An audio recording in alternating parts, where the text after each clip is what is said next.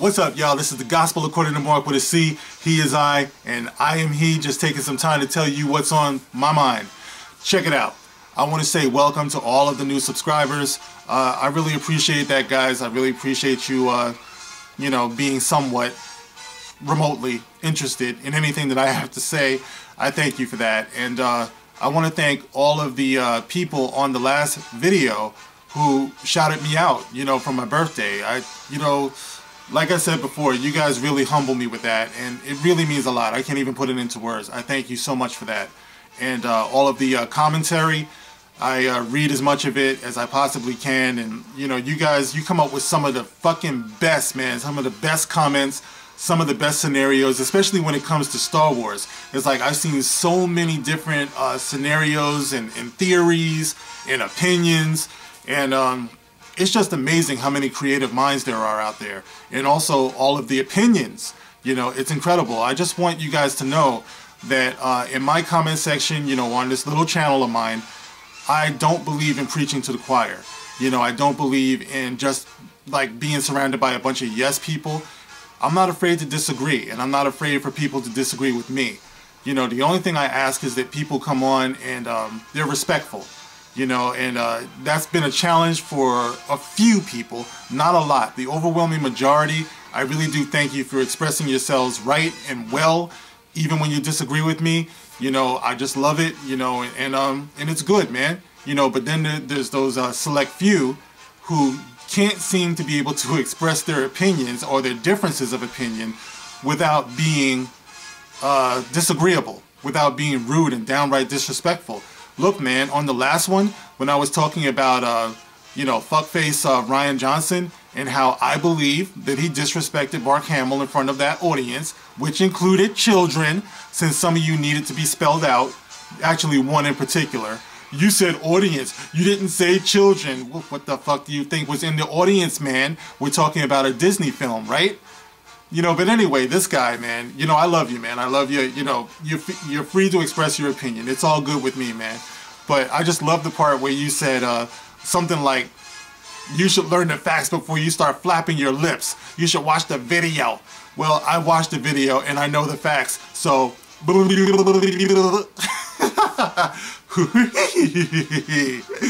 anyway, man, it's all good. But listen.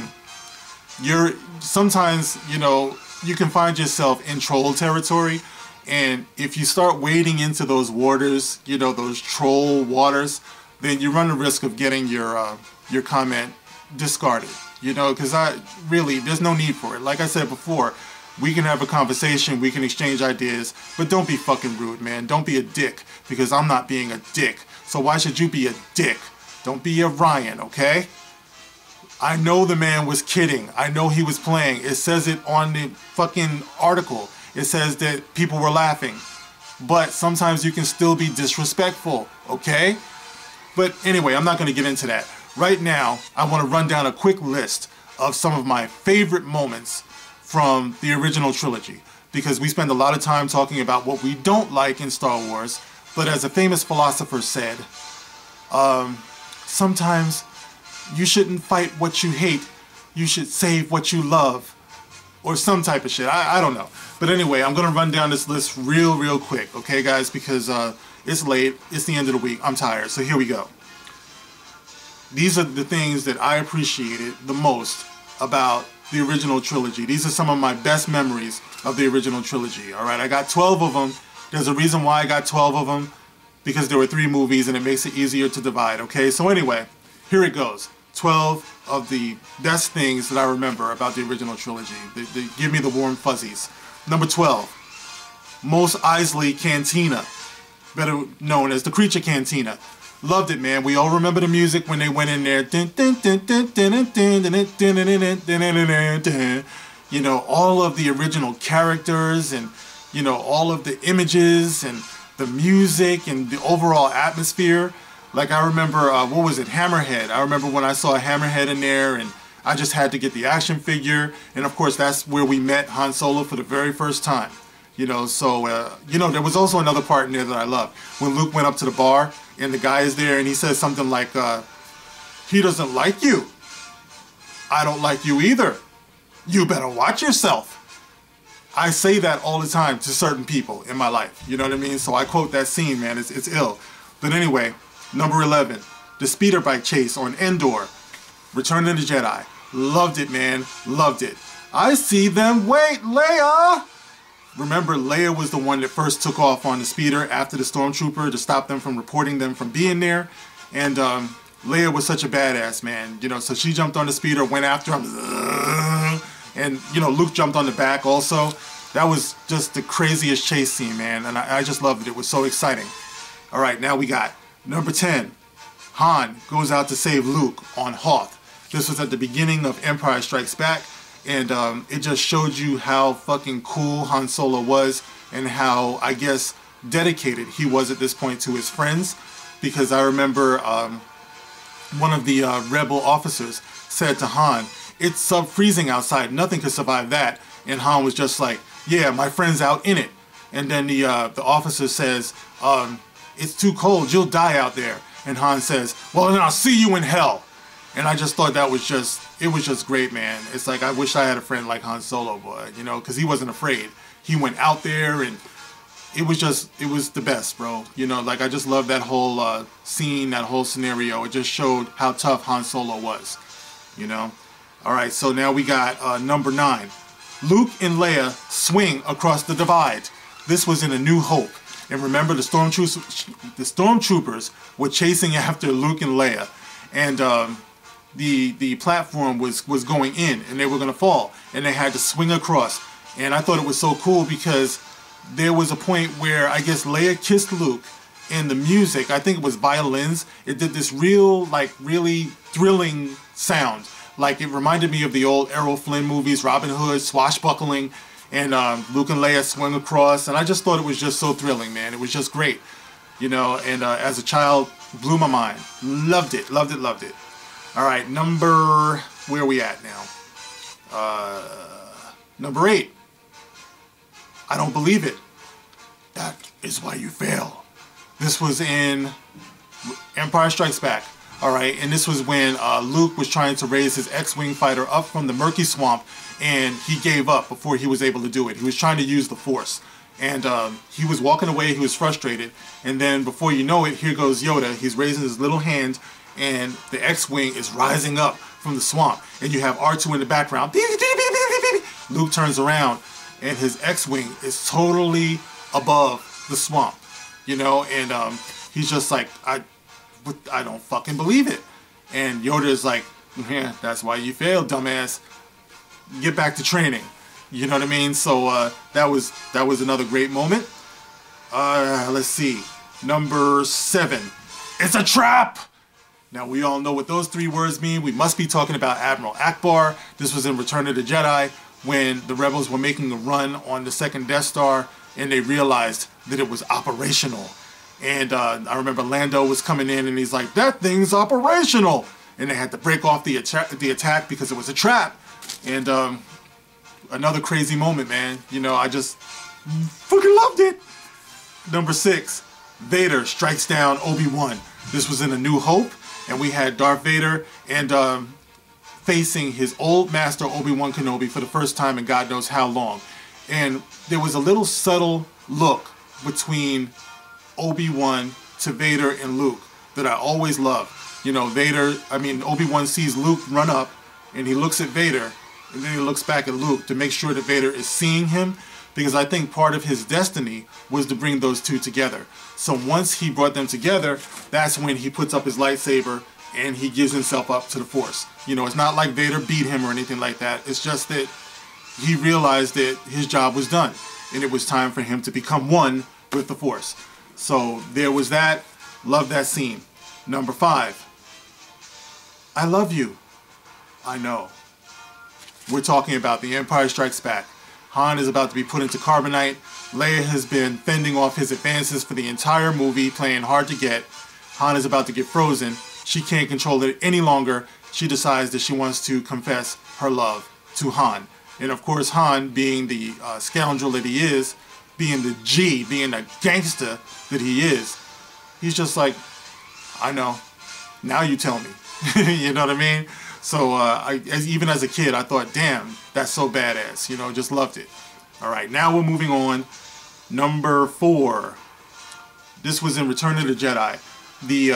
Our group of heroes had been captured by Jabba the Hutt, and they were all brought together. You know, they already took Han out of the carbonite. Now Leia is wearing that funky, you know, slave girl uniform. She's chained up to Jabba. C-3PO's there, R2-D2, and Lando's lurking around. And Han says to Luke, "How we doing?" Luke says, "Same as always." Han says, "That bad, huh?" And I just want to say right here, there's a theory out there that someone is saying that there was a plot hole involving this Return of the Jedi scene. They were saying that Luke didn't have a real concrete plan to save his friends. And I beg to differ. To me, it seemed like Luke was in charge the whole time. Because to me, it seemed like he didn't want to have to kill anybody, because he's a Jedi. He didn't want to have to kill Jabba the Hutt or any of these people. He was giving them chances throughout the whole thing, remember? He was appealing to them to do the right thing. He was saying to Jabba right up to the end, Jabba, this is your last chance. Free us or die. When Jabba said he wasn't going to free them, what did Luke say? It'll be the last mistake you ever make. You know, so to me, he knew exactly what he was doing. So all that plot hole bullshit, cut that shit out. All right, number 3, Luke blows up the Death Star. Not much more can be said about this. Luke is going in for the kill. Darth Vader is on his tail with 2 stormtroopers. We don't know if he's going to make it, when all of a sudden the stormtroopers get blasted out of the way. Darth Vader gets blasted out of the way, and you hear, "Woohoo!" What does he say? "You're all clear, kid. Now let's blow this thing and go home." And you see the Millennium Falcon coming out from the light. It was crazy, man.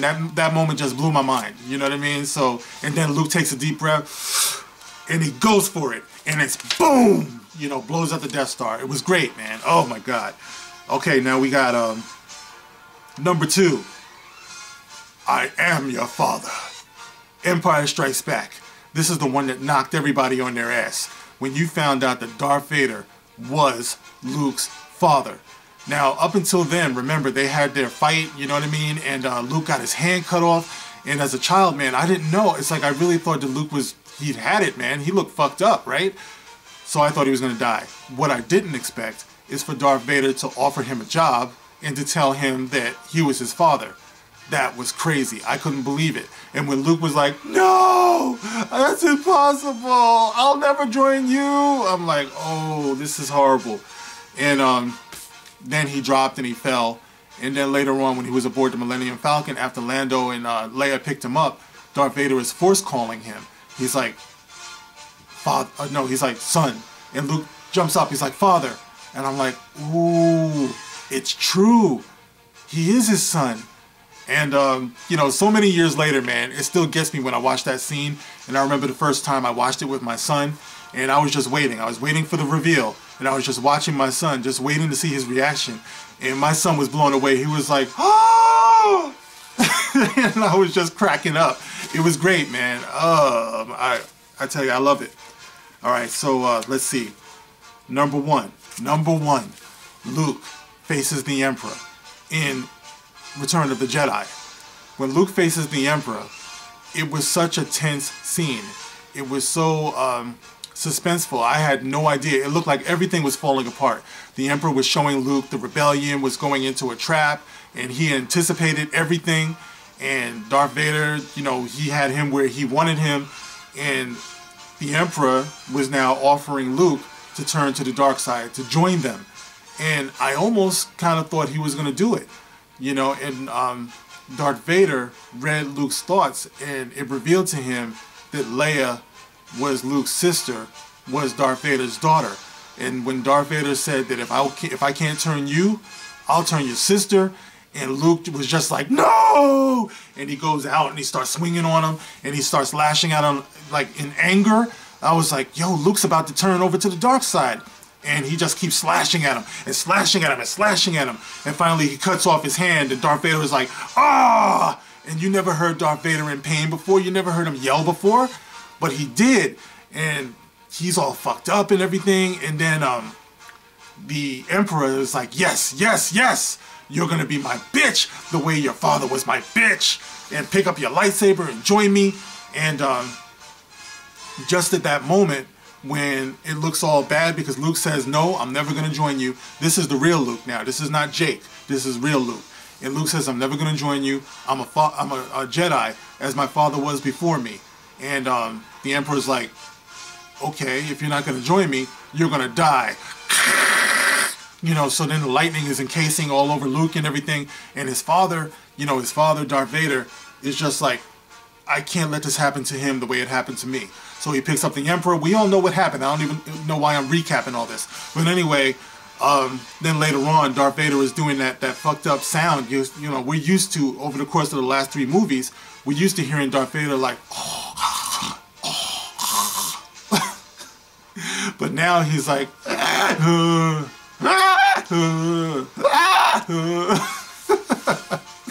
so anyway, he informs Luke that he saved him even though he's about to fucking die.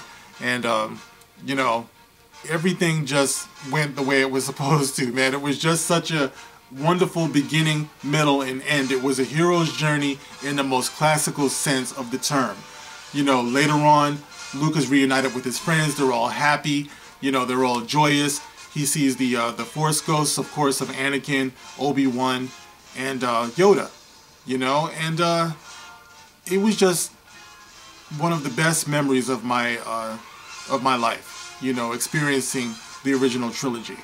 And I just wanted to run down that quick list. I know I've been talking a mile a minute, but I didn't want the video to be too long, y'all. So that was my little trip down memory lane, and I'm glad I was able to do it without getting emotional, because so much of it I experienced with my brother, who's you know, who's not here anymore. You know, he's here in my heart, he's here in my mind, he's here in the world, but he's passed away. So you know, I'm struggling to know how to put it, but I always loved my brother, and part of my memory of my brother is sharing the Star Wars experience with him. So anyway, guys, thank you for letting me share that experience with you. I will see you on the next one. I am the Gospel According to Mark with a C. You know what? In the comment section, tell me some of your favorite memories of Star Wars. It doesn't just have to be the movies, but what it meant to your life. Rock on, guys.